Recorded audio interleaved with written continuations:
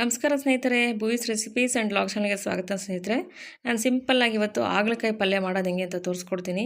ಶುಗರ್ಗೆ ಮತ್ತು ತಲೆ ಸುತ್ತು ಬರುತ್ತೆ, ಪಿತ್ತ ಇದಕ್ಕೆಲ್ಲ ತುಂಬಾ ಒಳ್ಳೆಯದು. ಇದು ಖಾಲಿ ಹೊಟ್ಟೆಲಿ ಬೆಳಗ್ಗೆನೇ ತಿಂದ್ಬಿಟ್ರಂತೂ ತುಂಬಾ ಹೆಲ್ದಿ, ಆರೋಗ್ಯಕ್ಕೆ ತುಂಬಾ ಒಳ್ಳೆಯದು. ಹಾಗಲಕಾಯಲ್ಲಿ ಕೂಡ ಐರನ್ ಕಂಟೆಂಟ್ ಇದೆ, ಕಬ್ಬಿಣದ ಅಂಶ ಇರೋದ್ರಿಂದ ಹಾಗಲಕಾಯಿ ತುಂಬಾ ಒಳ್ಳೆಯದು ದೇಹಕ್ಕೆ.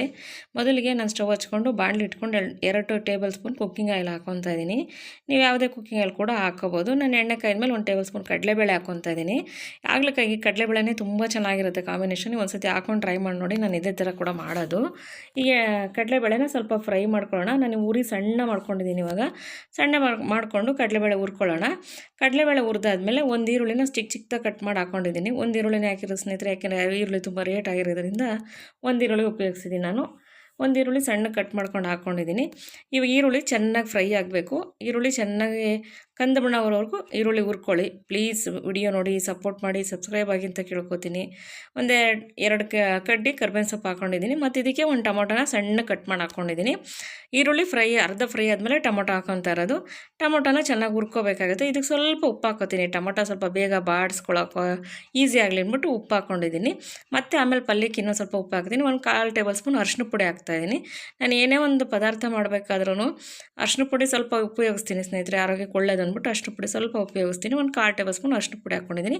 ನೋಡಿ ಚೆನ್ನಾಗಿ ಬೆಂದಿದೆ. ಇವಾಗ ಈರುಳ್ಳಿ ಟೊಮೊಟೊ ಎಲ್ಲ ಬೆಂದಿದೆ. ಇವಾಗ ಹಾಗಲಕಾಯಿನ ಸಣ್ಣ ಕಟ್ ಮಾಡಿಕೊಂಡು ತೊಳ್ಕೊಂಡಿದ್ದೀನಿ. ತೊಳ್ಕೊಂಡು ಹಾಗಲಕಾಯಿ 2 ಹಾಗಲಕಾಯಿ ತೊಗೊಂಡಿದ್ದೆ. ಅಮ್ಮ ತಂದುಕೊಟ್ಟಿದ್ರು ಹಾಗಲಕಾಯಿ ಪಲ್ಯ ಮಾಡು ಅಂತ ಹೇಳ್ಬಿಟ್ಟು, ಅದರಿಂದ 2 ಹಾಗಲಕಾಯಿ ಹಾಕ್ಕೊಂಡಿದ್ದೀನಿ ನಾನು. ಇದನ್ನು ಸಣ್ಣ ಕಟ್ ಮಾಡ್ಕೊಂಡಿದ್ದೀನಿ. ನಾನೇನು ಕಟ್ ಮಾಡಿಬಿಟ್ಟು ಆವಾಗ ಟಿಪ್ಸ್ ಇತ್ತು ಸ್ನೇಹಿತರೆ, ಇದು ಹಾಗಲಕಾಯಿ ಕಟ್ ಮಾಡಿಬಿಟ್ಟು ನೆಲಕ್ಕೆ ಹಾಕಿದ್ರೆ ಕಹಿ ಬರಲ್ಲ ಅಂತ. ಬಟ್ ನಾನೇನು ಹಂಗೆ ಮಾಡೋಕ್ಕೋಗಲ್ಲ. ಮಾಮೂಲಿ ಮಣೆ ಮೇಲೆ ಕಟ್ ಮಾಡಿಕೊಂಡು ತೊಳ್ಕೊಂಡಿದ್ದೀನಿ. ನಾನೇನು ನೆಲದಲ್ಲಿ ಕಟ್ ಮಾಡಲ್ಲ, ಮಣೆ ಮೇಲೆ ಕಟ್ ಮಾಡ್ಕೊಂಡು ತೊಳೆದಿದ್ದೀನಿ. ಹಿಂಗೆ ಸಣ್ಣ ಕಟ್ ಮಾಡ್ಕೊಂಡಿದ್ದೀನಿ. ಇವಾಗ ಇದಕ್ಕೆ ಉಪ್ಪು ಹಾಕ್ಕೊಳ್ಳೋಣ. ಪಲ್ಯಕ್ಕೆ ಎಷ್ಟು ಬೇಕೋ ಅಷ್ಟು ಉಪ್ಪು ಹಾಕ್ಕೊಳ್ಳೋಣ.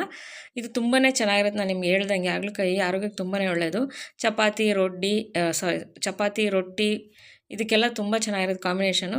ಇಲ್ಲ ರಸ ಮಾಡಿಬಿಟ್ಟು ಹಾಗಲಕಾಯಿ ಪಲ್ಯ ಮಾಡಿಕೊಂಡ್ರು ತುಂಬಾ ಚೆನ್ನಾಗಿರುತ್ತೆ. ಇಲ್ಲ ಬೆಳಗ್ಗೆನೇ ಅಷ್ಟೊತ್ತಿಗೆ ಹಾಗಲಕಾಯಿ ಬರೀ ಪಲ್ಯ ತಿಂದರೂ ಚೆನ್ನಾಗಿರುತ್ತೆ.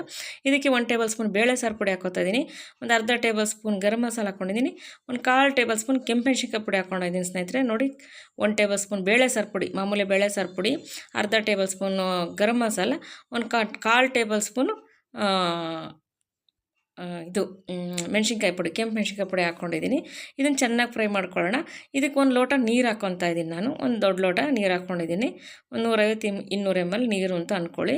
ಅಷ್ಟು ಹಾಕ್ಕೊಂಡು ಉರಿ ಮೀಡಿಯಮ್ ಮಾಡ್ಕೊತೀನಿ. ಇವಾಗ ಈ ರೀತಿ ನೋಡಿ ಮಿಕ್ಸ್ ಕೊಡಬೇಕಾಗತ್ತೆ. ನೀವು ಗರಂ ಮಸಾಲೆನ ಬೇಕಾದ್ರೆ ಬರೀ ಬೇಳೆ ಸಾರು ಪುಡಿ ಹಾಕ್ಕೋಬೋದು. ಇದಕ್ಕೆ ಸ್ವಲ್ಪ ಬೆಲ್ಲ ಹಾಕ್ತಾಯಿದ್ದೀನಿ ನಾನು. ನೋಡಿ, ಸ್ವಲ್ಪ ಬೆಲ್ಲ ಹಾಕ್ಕೊಂಡಿದ್ದೀನಿ.